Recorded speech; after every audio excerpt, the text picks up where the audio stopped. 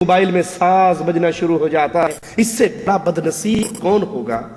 جو اللہ کے گھر میں آ کر بھی اللہ کے گھر کی توہین کر رہا ہے، تذلیل کر رہا ہے، اس کی عزت نہیں کر رہا، یہ چند منٹ کے لیے بھی اپنے موبائل کو بند نہیں کر سکتا۔ یہ اللہ کی اس کے دل میں اتنی محبت نہیں ہے کہ میں شہنشاہ اعظم کی گھر میں حاضری دینے کے لیے جا رہا ہوں، میں دروازے سے پہلے ہی اپنے موبائل کو بند کروں، مخلوق سے رشتے توڑ کر خالق سے رشتہ جوڑ لوں۔ یہ مسجدیں اللہ کے گھر ہے، اس میں آنے والا اللہ کا مہمان ہے اور میزبان پر یہ حق ہے وہ اپنے مہمان کی عزت کرے۔ صحیح بخاری میں ہے، رسول کریم صلی اللہ علیہ وسلم نے فرمایا جو شخص صبح و شام مسجد میں آتا ہے، اس کی صبح کے وقت آمد پر اللہ اس کے لیے جنت میں میزبانی تیار کرتا ہے۔ جو صبح شام فجر کی نماز، عشاء کی نماز، منافقوں پر یہی دو نمازیں بھاری ہے نا۔ ظہر کی نماز تو ڈیوٹی میں ہوتے ہوئے اکثر پڑھ لیتے ہیں کیونکہ اس بہانے تھوڑا سا ریسٹ بھی مل جاتا ہے۔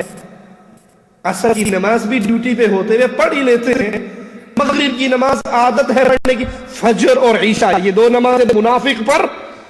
بھاری ہے۔ اللہ کے نبی کیا فرما رہے ہیں؟ جو صبح و شام اللہ کی مسجدوں میں آتا ہے، صبح کے وقت آمد کی وجہ سے اللہ جنت میں صبح کے وقت اس کے لیے میزبانی تیار فرماتے ہیں، اور شام کے وقت جب یہ مسجد میں آتا ہے اللہ شام کے وقت اس کے لیے مسجد میں آنے کی وجہ سے جنت میں میزبانی فرماتے ہیں۔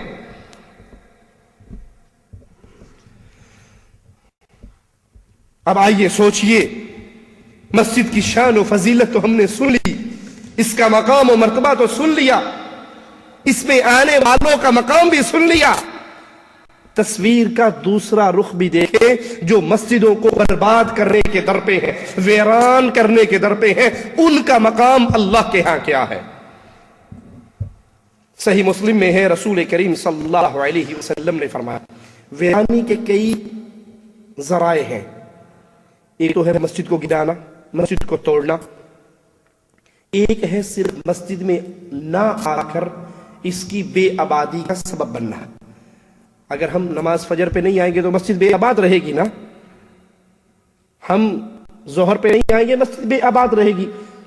گرانا، توڑنا، گندگی پھینکنا، اس کے اندر آ کے شور کرنا، بری حرکتیں کرنا، یہ تو بہت بڑا جرم ہے۔ جو شخص صرف مسجد میں نہ آ کر اس کی ویرانی کا سبب بنتا ہے، سب سے چھوٹا کام ہے نا مسجد کی توہین میں، سب سے چھوٹا عمل کہ بندہ اٹھ کر مسجد میں نہ آئے اور اس کے نہ آنے کی وجہ سے مسجد ویران رہے، اس ظالم کے لیے حدیث کیا کہتی ہے؟ صحیح مسلم ہے، سنیے، اللہ کے نبی فرماتے ہیں میں نے ارادہ کیا جوانوں کو حکم دوں وہ لکڑیوں کا ڈھیر اکٹھا کریں اور پھر اپنے مصلے پر کسی اور کو حکم دوں وہ نماز پڑھائے، اور میں ان نوجوانوں کے ساتھ محلوں میں گلیوں میں نکل جاؤں جو لوگ مسجدوں میں آ کے نماز ادا نہیں کرتے، جو لوگ مسجدوں میں آ کر نماز ادا نہیں کرتے۔ بے نماز کی بات نہیں ہو رہی، گھر میں پڑھ رہا ہے، بیٹھک میں پڑھ رہا ہے، مجلس میں پڑھ رہا ہے، مسجد میں نہیں پڑھتا۔ امام الانبیاء فرماتے میرا جی چاہتا ہے میں ان کے گھروں پہ لکڑیاں ڈال کر آگ لگا کر جلا ڈالوں، او کما قال علیہ الصلوۃ والسلام۔ ایک روایت میں ہے آپ نے فرمایا اگر مجھے بچوں اور عورتوں کا نہ ہوتا کہ نہ عورتوں پر مسجد میں آنا فرض ہے نہ بچوں پر مسجد میں آنا فرض ہے، اگر ان دو کا مجھے ڈر نہ ہوتا میں یہ عمل کر گزرتا، ان دو کی وجہ سے یہ رک گئے۔ صحیح مسلم میں ہے، امام الانبیاء فرماتے ہیں جو شخص جمعے والے دن جمعہ پڑھنے کے لیے مسجد میں نہ آئے، آپ نے فرمایا میں نے ارادہ کیا کسی اور کو حکم دوں وہ لوگوں کو نماز پڑھائے، پھر میں ان لوگوں کے گھروں کو آگ لگا دوں جو جمعے کی نماز میں حاضر نہیں ہوتے، جو جمعے کی نماز مسجد پڑھنے نہیں آتے۔ نبی فرماتے ہیں میرا جی چاہتا ہے میں ان کے گھروں کو آگ لگا دوں، یہ بھی جل جائیں گھر بھی جل جائیں۔ ابن ماجہ میں ہے نبی کریم نے فرمایا لوگ جماعت ترک کرنے سے باز آ جائیں، اپنے گھر میں نماز پڑھنے والوں، آذان سن کر اپنے گھر میں بیٹھے رہنے والوں، نبی کریم کا فرمان سنو، لوگ جماعت کو ترک کرنے سے باز آ جائیں ورنہ اللہ ان کے دلوں پہ مہر لگا دے گا اور ان کا شمار غافلوں میں ہو جائے گا۔ اور اگر کوئی ظالم اس سے آگے بڑھتا ہے، اللہ کے گھر کو گرانے کی کوشش کرتا ہے، اللہ کے گھر کو گراتا ہے، اللہ کے گھر کو بے آباد کرتا ہے، اللہ کے گھر کو مسمار کرتا ہے، اللہ کے گھر کو توڑتا ہے، اللہ کے گھروں پر گولیاں چلاتا ہے، اللہ کے گھروں پر بموں کے دھماکے کر رہا ہے، اللہ کے گھروں کو توڑتا ہے اور زمین ریز کرتا ہے، زمین بوس کرتا ہے۔ اس ظالم کے بارے میں قرآن کیا کہتا ہے؟ وَمَنْ أَظْلَمُ مِمَّنْ مَنَعَ مَسَاجِدَ اللَّهِ، اس سے بڑا ظالم کون ہوگا؟ اس سے بڑا ظالم کون ہوگا؟ وَمَنْ أَظْلَمُ، اس سے بڑا ظالم، اس سے بڑا گمراہ، اس سے بڑا بدنصیب۔ وَمَنْ أَظْلَمُ مِمَّنْ مَنَعَ مَسَاجِدَ اللَّهِ، اس سے بڑا ظالم کون ہے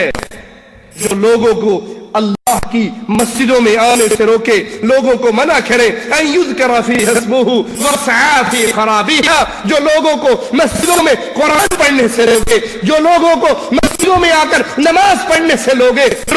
جو لوگوں کو مسجدوں میں اللہ کا ذکر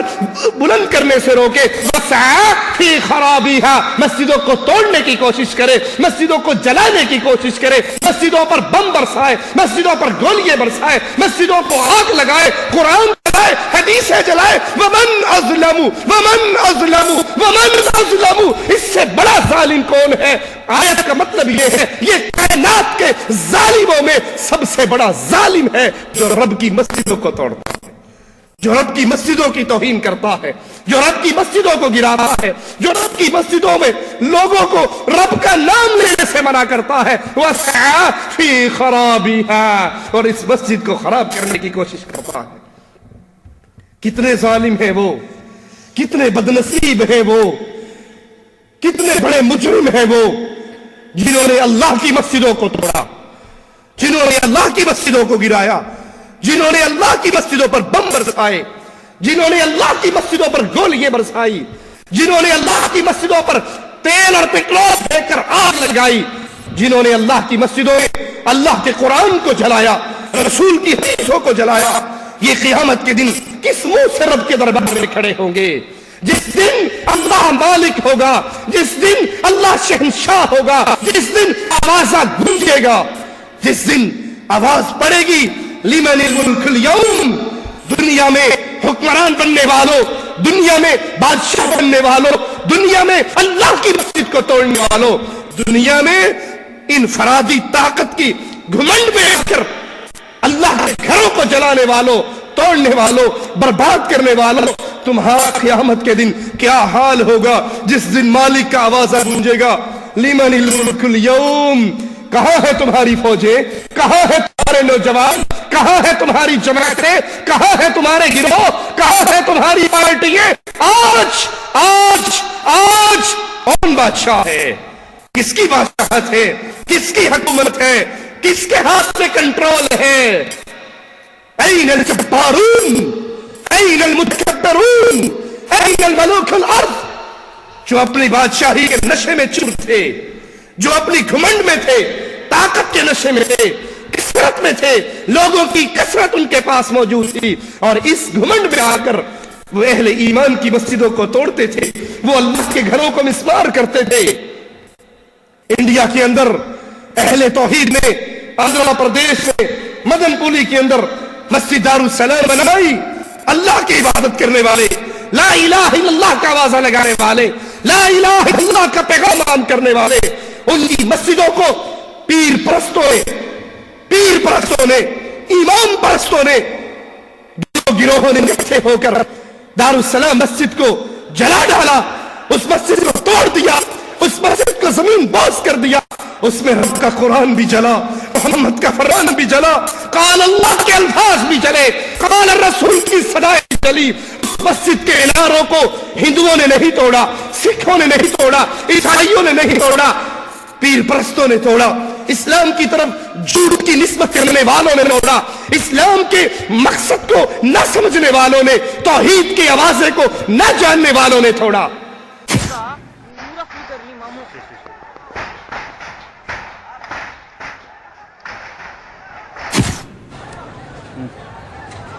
రెండు మిద్దెలు సాయిబుడే పక్క బయట